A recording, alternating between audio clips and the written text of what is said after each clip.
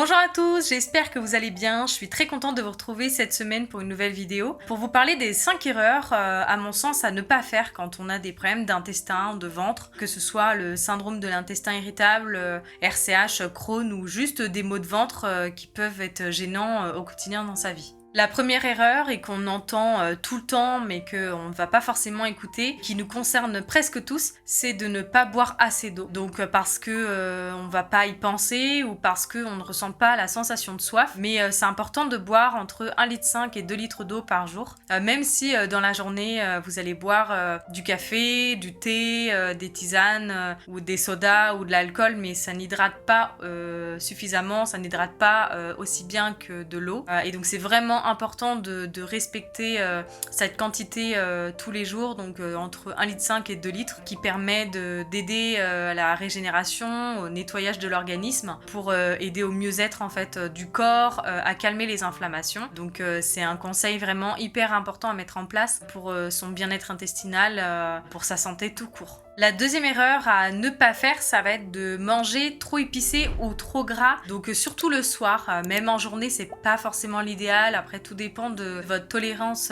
aux plats épicés, mais le soir c'est vraiment pas l'idéal parce que ça va surcharger votre organisme et donc provoquer des crises en fait dans la nuit, et puis ça va aussi donner des excès de chaleur en fait dans les extrémités, donc au niveau des mains ou des pieds, et qui va vous empêcher de dormir ou qui va perturber en fait votre sommeil.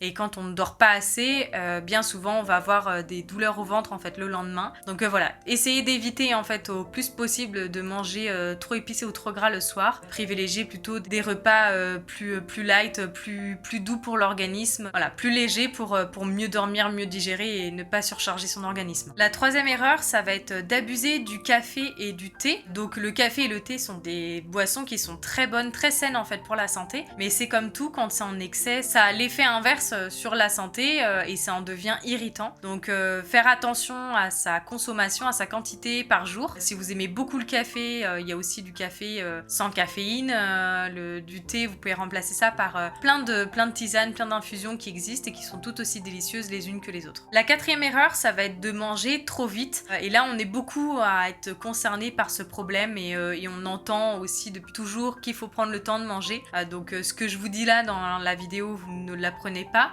mais c'est quand même un rappel important, même dans ce monde, dans cette vie où tout va trop vite et où il faut se dépêcher tout le temps.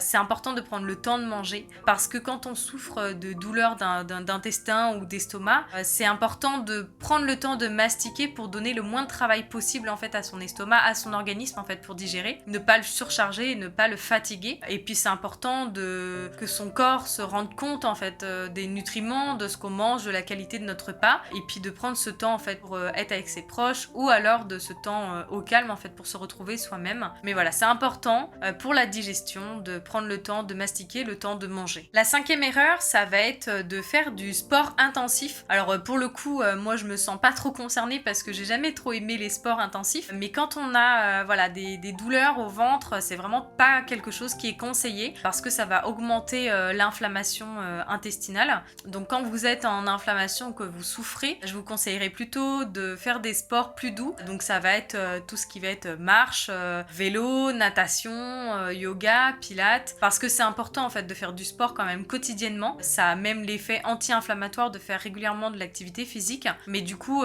tout dépend de son intensité, et en inflammation il vaut mieux y aller un petit peu plus doux. Et voilà, c'est la fin de cette vidéo, j'espère qu'elle vous aura plu. N'hésitez pas à me le dire en commentaire et à vous abonner si mon contenu vous plaît, c'est le meilleur soutien qui soit. Je serai très heureuse de vous lire et de répondre à chacun d'entre vous. En attendant, je vous dis à la semaine prochaine et surtout, prenez soin de vous. Salut!